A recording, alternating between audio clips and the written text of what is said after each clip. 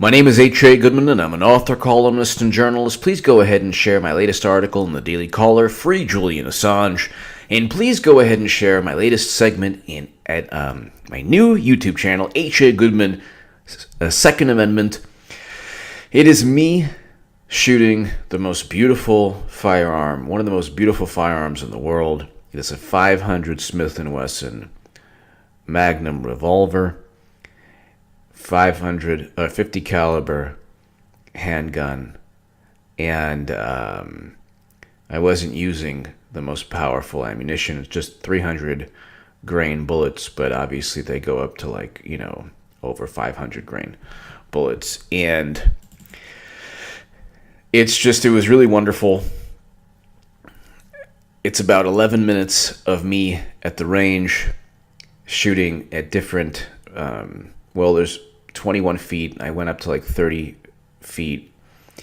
The groupings are not, you can see I did okay for somebody who's just getting back into enjoying the Second Amendment, and for somebody who was using a pretty powerful, they say it's the most powerful handgun in the world. But go ahead, share that segment everywhere. It's a really, really beautiful firearm, and it's part of the Bill of Rights. If you derive enjoyment safely, responsibly, by going to the range, an indoor range or an outdoor range, or whatever law-abiding activity that you decide to engage in while enjoying your Second Amendment rights, that is a freedom that you possess and that you should take advantage of safely and legally in this country, United States of America. And there are people throughout the world who are watching at this time, and I want to thank you for watching. You really helped this channel grow. Thank you so much. If you're in the UK or Ireland or Pakistan or New Zealand or Australia, Canada, anywhere, Norway, thank you, anywhere. Thank you for watching. Now let's get to Trump Jr. They have not stopped blaming everything and anything. And what they've done now is they are recycling prior accusations because they don't have anything new. So with the Russia collusion nonsense, there's nothing there. So then they went to Stormy Daniels. There was nothing there. Now they're being exposed, so we know that there's an FBI informant /source /mole /spy. There's all these different names for this person. His name is Stephen Halper.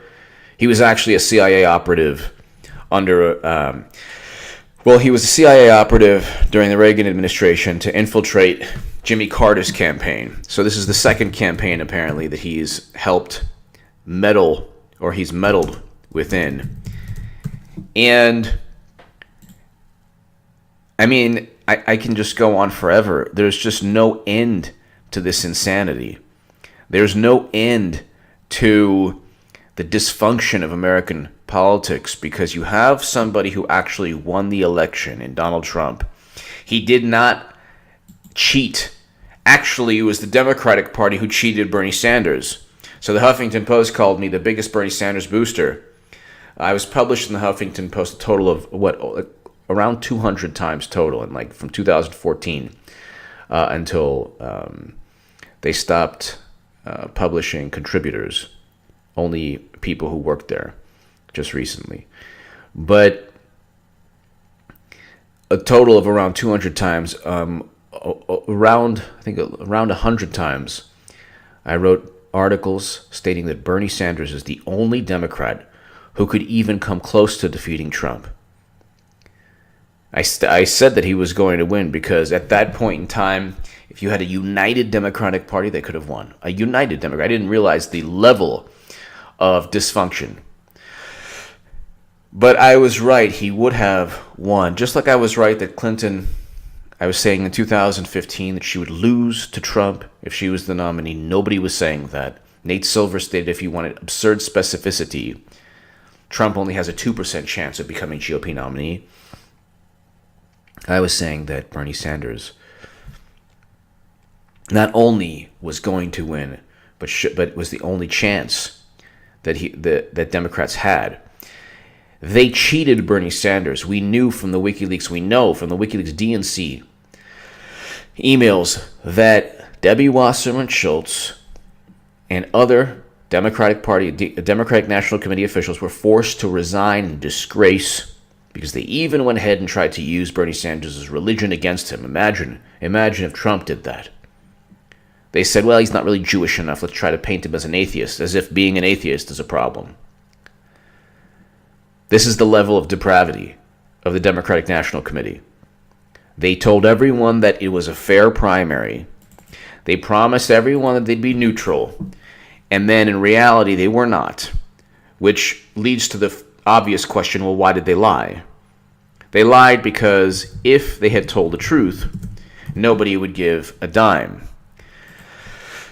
But once the level of corruption exceeded, or once the justification for corruption exceeded, I guess the normal ethical boundaries,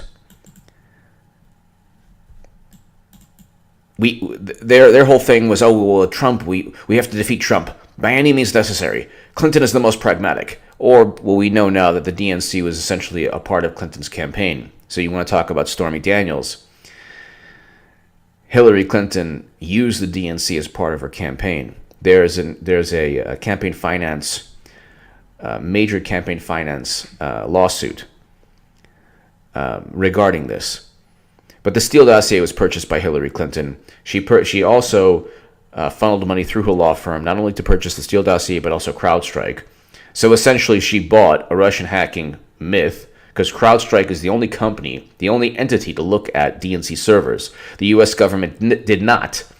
However, the U.S. government, through the NSA, the FBI, and CIA, $35 billion worth of intelligence, came up with the fantastic assessment that they're moderately to highly confident that Russia hacked the DNC. Nobody knows. Why? Because Hillary found a firm that she trusted. The DNC found a company they trusted, went to CrowdStrike. Now BuzzFeed is getting sued up the wazoo, and they're suing the DNC because they're getting sued for defamation for publishing the Steele dossier that has nothing, no evidence, nothing corroborating it. And they're suing the DNC now. All of this is the backdrop. I mean, I can go on forever. Then, of course, you have James Comey exonerating Clinton, lying under oath, by the way, and saying that, oh, well, we waited until her interview before exonerating her. No, you didn't. But I mean, so it was a cover-up, Clinton email cover, the biggest cybersecurity debacle of all time. The whole planet hacked into her server. Years from now, when she finally gets indicted. And it could happen before years from now, but I mean, before, I believe that it'll happen before 2020. But it doesn't matter whether it happens after 2020. Trump's going to go. He's going to easily defeat Democrats in 2020. Democrats don't look good. Before I get to the meat and potatoes of this segment, let's just look at the polls. Midterm election polls. So it was at 4.7 not long ago. Let's see what it is. Oh my gosh! It is 4. So we're approaching the margin of victory. I mean, the margin of victory for Republicans. I'm Trump 2020. I'm voting for Trump in 2020. I like the fact that he's going to preside, hopefully, over peace between North and South Korea, that they're talking. Do I love everything? No, he's a flawed candidate, let's say, like Clinton. But you get a complete and utter dismantling of the Democratic Party. He's a one-man wrecking crew. Now, there's only two things. If the two things, God forbid, take place, one of two things, I won't vote for Trump. If Julian Assange is arrested, God forbid, or extradited to the U.S., if he's extradited to the U.S. arrests him, I am not going to vote for Trump.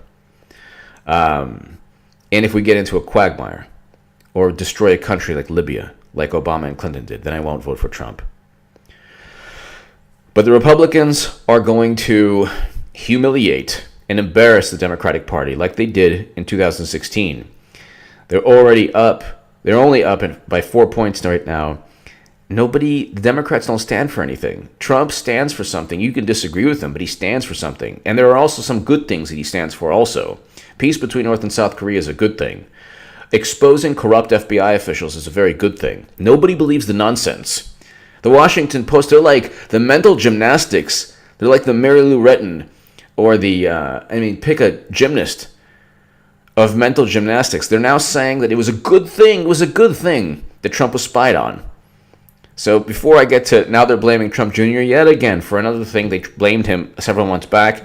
There was nothing there. There was no there, but they're going to bring it up again because they have nothing. But Democrats are up by 4 in the generic polls. So they were up by what? At 15 at one point. Just like the 2016 election, the polls just dwindle down. It's May 20th. What's going to happen between now and November that'll cause Democrats to, suddenly regain their lead over Republicans? Nothing. Democrats don't stand for anything. So politically, they're done. And if they don't win in 2018, and they don't win the midterms, they don't even win the House, they're not going to win the Senate. History shows that they should sweep both the House and Senate. But if they don't win the House and they don't win the Senate, they're done. They're going to just limp towards the finish line in 2020 and have Trump just demolish them, which is a good thing. You don't want to reward a Democratic Party. And people say, well, why are you voting for Trump? Well, you know what? There are good policies that he's presided over. The economy is good. I don't see Democrats breaking up banks or reinstating Glass-Steagall, and don't tell me that they're closer to that. They don't care at all. They're busy furthering and fostering this xenophobic Russian hacking nonsense, and if they're not going after Russia without any evidence at all, they're trying to spy on Trump's campaign through various means, including Stephen Halper, who is the FBI mole. We finally found out, which is the guy's an academic, and he actually spied on Trump before the Steele dossier was even part of the picture. But this is the New York Times. Trump Jr. and other aides met with Gulf emissary, offering help to win election. So what?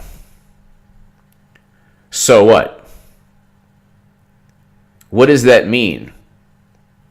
So they offered help to win the election. Yeah, and what did they do? What illegal activity was there? Was there any illegal activity at all? Or is it just the fact that, they had the audacity to work with another country? Cash flow to Clinton Foundation amid Russian uranium deal. Where's the cash flowing? Where's the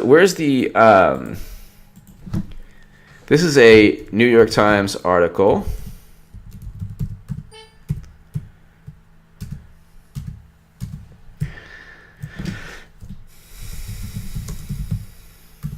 Okay, so as the Russians gradually assumed control of uranium 1 in 3 separate transactions from 2009 to 2013, Canadian records show a flow of cash made its way to the Clinton Foundation.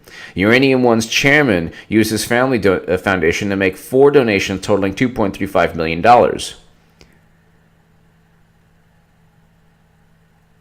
Beyond mines in Kazakhstan that are among the most lucrative in the world, the sale gave the Russians control of 1/5 of all uranium production capacity in the United States. Since uranium is considered a strategic asset with implications for national security, the deal had to be approved by a committee composed of representatives from a number of United States government agencies. Sadly, though, they were all beholden to Obama. Clinton and Obama ran the show. So tell me again how we're supposed to worry about. So this, and I'm not even getting into the $100+ million that went in before all the millions to the Clinton Foundation. Oh, and by the way, Bill Clinton got $500,000 from a Moscow speech. He met with Vladimir Putin. Where's the money flow here? So you have this Trump Jr. and other aides met with Gulf emissary offering help to win election. Yeah? Any uranium sale? Any deal? What about Clinton campaign 2016?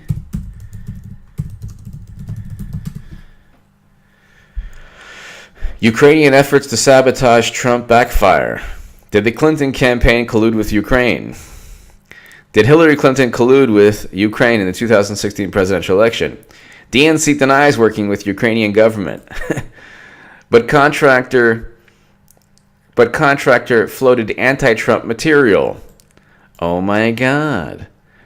Did the DNC, so not only did they sell uranium because of money to the Clinton Foundation, if that's, I mean, that actually is what happened, but... Our country is at a crossroads. Oh, shut up. But that actually is what happened. But, I mean, if you use the mentality of, these meetings took place. George Papadopoulos was worried, and he divulged information while he was drunk to Alexander Downer. The Steele dossier implicates. When you make accusations that are baseless, they sound really good if you're suspicious. If you're suspicious of someone, you think someone's capable of anything, any allegation will be very tempting. The problem is, though, do they amount to anything? Washington, 3 months before the 2016 election, a small group gathered at Trump Tower to meet with Donald Trump Jr., the president's eldest son. One was an Israeli specialist in social media manipulation. Another was an emissary for two wealthy Arab princes. The third was a wealthy donor with a controversial past in the Middle East as a private security contractor. Who cares? Who cares? Who cares? Who cares? Who cares? Who cares? Social media manipulation. Nobody was influenced by social media, by the way. The notion by neoliberals or liberals or whatever, Hillary bots, Clinton supporters, is that if people were just educated enough, if they didn't believe the lies about Clinton, they would have voted for her. The problem is there is a mountain of truthful information that far overshadows any lies. So nobody based their vote against Clinton because of fabricated events or this, hoaxes or conspiracy theories. If you believe in a crazy, chain of events that you think Clinton is tied to, that means you already didn't like her for years. Nobody just suddenly decided to believe that Clinton was a part of, this or that or whatever. They realized that she called black youth super predators, that she voted for the Iraq war, that she took money from prison lobbyists, that she went ahead and took tens of millions of dollars, over $153 million, her and her husband, from Wall Street speeches, that she cheated Bernie Sanders, that was a fact, that she engaged in a true crime, which is going ahead and transferring top-secret intelligence from SIPRNet, JWICs, and SCIFs onto her unencrypted server in her basement. That she lied and said it was a security review. That she lied and said that she only deleted yoga emails. That she lied and she said she wiped the server with a cloth. People only care about Trump and what he says about crowd size. They don't care that she actually, in terms of national security, wiped her server clean so the FBI could engage in its cover-up without the, being hindered by all the data that was eventually recovered. We knew that she had 22 top secret emails and all these things. So you can go and read the New York Times article. I apologize, I didn't get too into depth in terms of the ridiculous. Trump Jr. had meetings with people, just like the DNC had meetings with Ukrainian officials. That link is below. So what? If it's wrong for Trump Jr. to meet with foreign nationals during an election, it's wrong for the DNC to meet with foreign nationals. But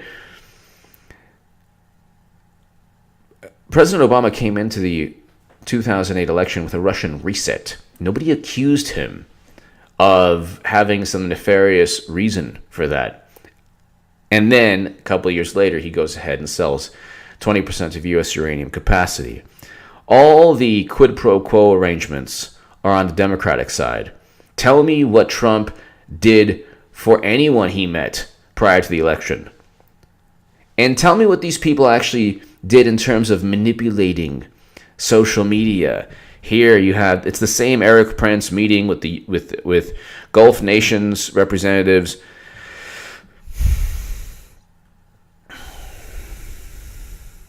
A string of meetings.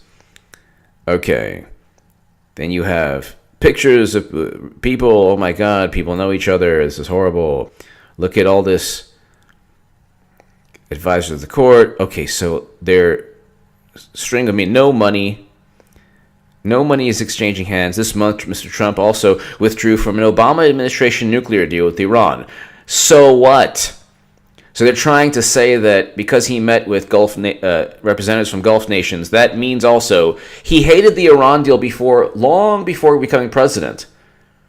So you can read this article in the New York Times, but it's just leap of logic after leap of logic. They don't have anything on Trump. They're making him this. When I used to be a liberal or progressive or on the left, I was always saying that the more you attack Trump on baseless, ridiculous accusations, the stronger he gets.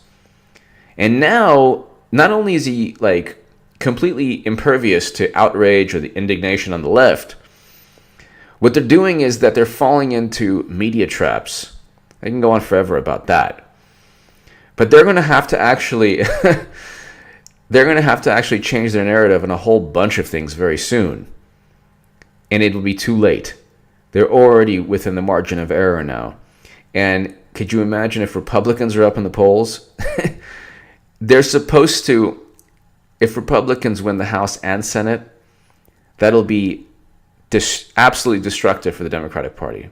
And they'll have nothing to work with going into 2020. Give me your thoughts below.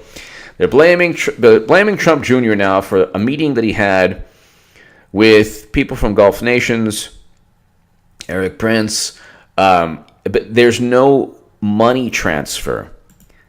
There's no nothing. They can't say that any. So uranium deal, money transfer. Clinton, DNC, Ukrainian officials. So they met with foreign nationals also. Trump Jr. did it.